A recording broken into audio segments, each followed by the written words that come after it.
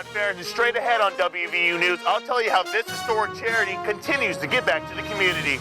Do you feel safe in the county courthouse? I'm Caitlin Amato, and straight ahead on WVU News, I'll tell you what the county commissioners are doing to make this building safer.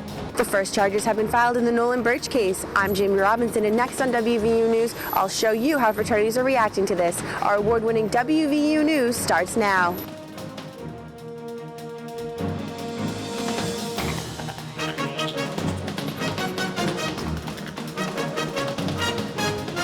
WVU students are arrested in connection to the death of 18-year-old Nolan Birch. Coming up, a look at how it will affect Greek life at the university. I'm Natalie Price. And I'm John Ferentz. Montague County Courthouse is updating its security after a gunman had local county commissioners on his hit list. You're watching WVU News, an award-winning newscast produced by television journalism students at West Virginia University. 2 fraternity brothers are being charged with hazing in relation to the death of Nolan Birch. What does this mean for Greek life? Crime reporter Jamie Robinson is here to tell us more about how Nolan's death is affecting fraternities and sororities on campus. Jamie? Thanks, Natalie and John. WVU may have lifted the suspension on Greek life, but that doesn't mean the rules will be any more lenient. In fact, the rules for fraternities and sororities are harsher than they have ever been before. I had a chance to talk to some Greek life members about what they think of the new policies. 2 fraternity members have been charged in connection with the death of WVU freshman Nolan Birch. Kappa Sigma brothers Jordan Hankins and Richard Schwartz were charged with hazing and conspiracy to commit hazing. Birch died from alcohol poisoning after a November 12th incident at the Kappa Sigma fraternity house. Birch's death and other fraternity incidents caused a shift in perception of these organizations at the university. When those allegations come out, whatever it may be, whether it is hazing or some other criminal behavior or some other rule policy violation or bullying or anything like that, I think it reflects negatively on individual students. Vice President of Judicial Affairs for WVU's Interfraternity Council, Matthew Blair, thinks that there could be a positive outcome from these charges.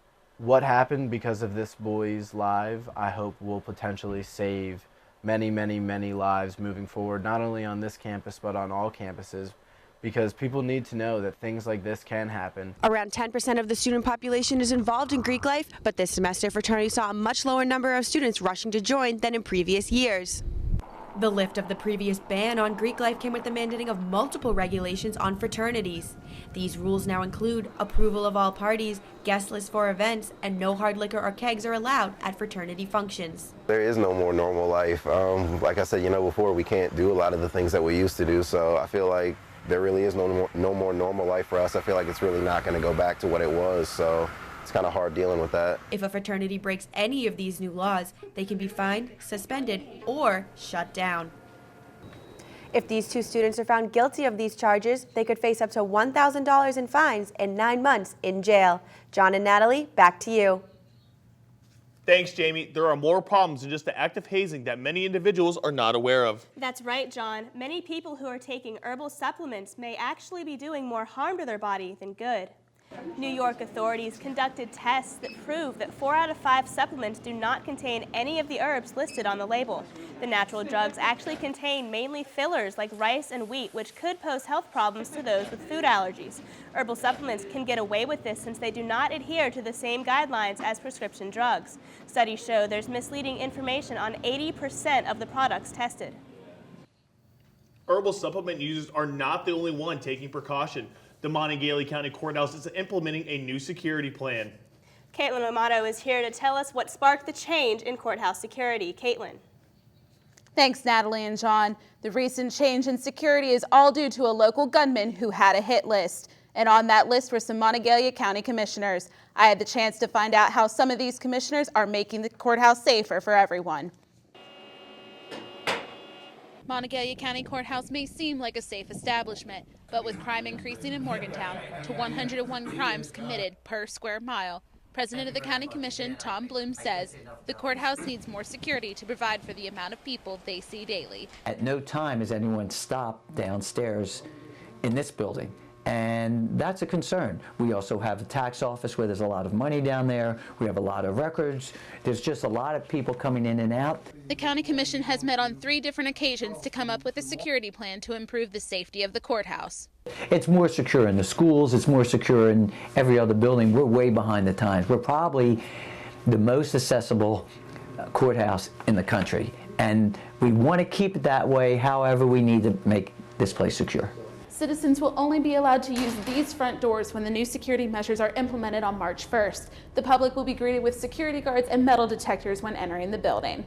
Metal detectors have been used before when entering the courts, but this new security plan moves them to the front entrance. As the job of the sheriff, is to provide safety and security for the citizens of this county, and that's what our sheriff is attempting to do with the securing of this building to one entrance. The new security plan will go into effect March 1st and could change as the trial period continues into June. Morgantown has 125 violent crimes and around 950 property crimes each year. Back to you guys. Thanks, Caitlin. Crime isn't our only concern this winter. That's right, John. Around 45 million Americans live in poverty. And that is no different right here with nearly 20% of Montague County residents living below the poverty line. I had a chance to see how one local charity is putting food on thousands of families' tables. For nearly a decade, the Scotts Run Settlement House has helped struggling families in Westover and Star City put food on the table. Their food pantry is one of the largest in the state, and director of the food pantry, Denise Rush, sees why the charity's cause is so important. Where there's changes in your household. A lot of families are going through changes such as having other family members to come and live with them. You have other family members who are having children and such.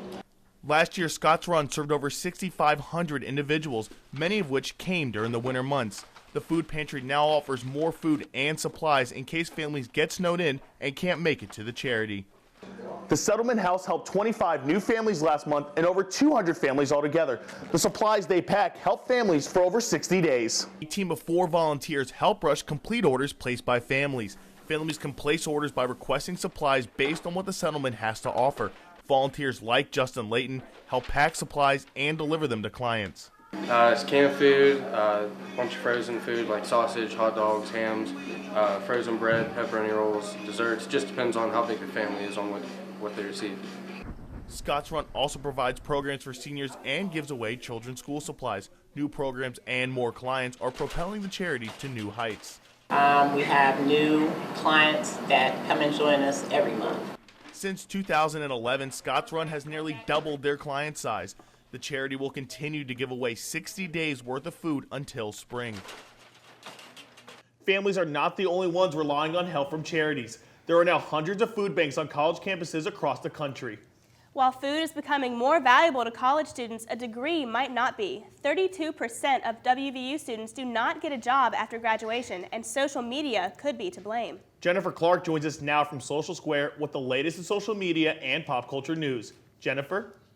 Thanks, Natalie and John. In May, there will be roughly 1.7 million college graduates all seeking the same jobs. I found out the do's and don'ts of what to post on social media to make sure you can land your dream job. 1.8 billion people use social media around the world each day. Not only is it important to keep in touch with your friends, it's important when it comes to finding a job. Reed College of Media, Eric Miner, Director of Student Careers and Opportunities, says it's important to know which ones to post. I have had situations where I've tried to pair students up with a professional mentor, and the mentor has immediately searched the student's social media and said, I'm not sure I want to work with this person because I don't know that they're serious. It is important to watch what you post and on what websites. Since this past week, LinkedIn announced it reached over 300 million registered users. LinkedIn has changed the way businesses hunt talent. Over 5 billion searches were done on LinkedIn last year alone, making it easier for people to find jobs. Not only should you be posting on LinkedIn, you should also be cleaning up sites that are not affiliated with business. Statistics show that 91% of employers will check your social media sites. Yeah, actually my boss from my internship last summer, who was in human resources, told me that I should probably clean my Instagram account up a little bit with certain pictures of partying and going downtown before I start seeking out a job for next fall. The number one thing to remember when it comes to social media sites is to not post something you wouldn't want everyone to see. Not only should you worry about what you post on social media before you get a job, but after as well. Natalie and John, back to you. Thanks, Jennifer. It's that time of year again where one lucky student becomes the next Mountaineer mascot. WVU sports reporter Devin Kelly found out how the current Mountaineer is coping with his competition. I'm Devin Kelly, straight ahead on WVU News. See what it takes to become the next West Virginia Mountaineer mascot. We're all different. Our interests, our backgrounds can influence our futures. But without focus, they're just dreams. But what if someone could give your interests life? If they could give your background power? If they could fuel what motivates you? That's what gives dreams meaning, purpose. And perhaps that was the moment you knew you wanted to be a Mountaineer. Every year, 4 hopeful students get to compete in the Mountaineer Cheer-Off competition with the dream of having the buckskins passed on to them. Steve, how is this year's competitors matching up? Well, John, the 4 contestants hail from different parts of the state, vary in age, and have their own way of cheering on the gold and blue. One quality that they all have in common, they will do everything they can to represent WVU. Our sports reporter Devin Kelly had the chance to catch up with the current Mountaineer to find out what the competition is really about. Appearing at sporting events as early as 1927, the first official mascot wasn't chosen until 1936. Current Mountaineer Michael Garcia is the 66th mascot at WVU. The Mountaineer is greater than any one of us. The Mountaineer is someone that puts on the buckskins, but I'm not a celebrity. My legacy is that I was genuine and that I cared about people. Finalists are chosen based on character, enthusiasm, letters of recommendation, and grade point averages.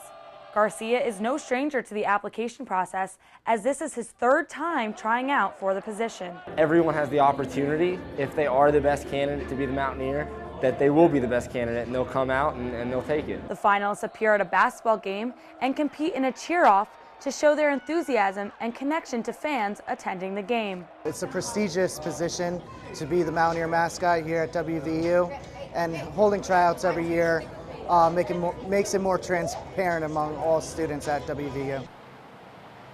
The Mountaineer has been a U.S. trademark since 1985.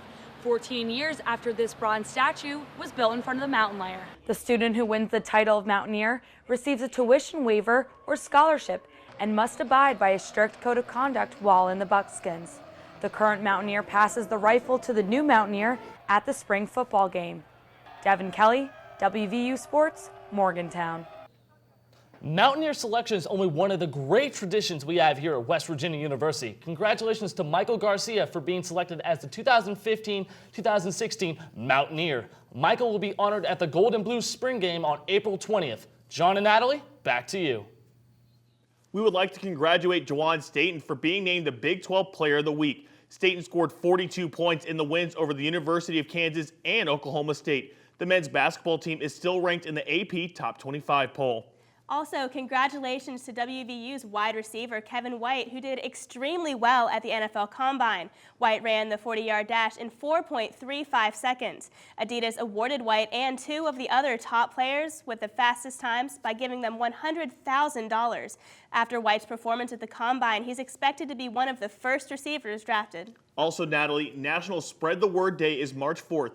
WVU Disability Services and members of Autism Speaks U will have a booth in the mountain layer from 10 till 2 to allow students to take an online pledge to not use the R word. Well, that's going to do it for this week's edition of WVU News. You can visit us online at our website. You can also watch any of our shows on YouTube, and please follow us and our reporters on Twitter. I'm Natalie Price. And I'm John Ferentz. Thanks for watching WVU News. We'll see you next time.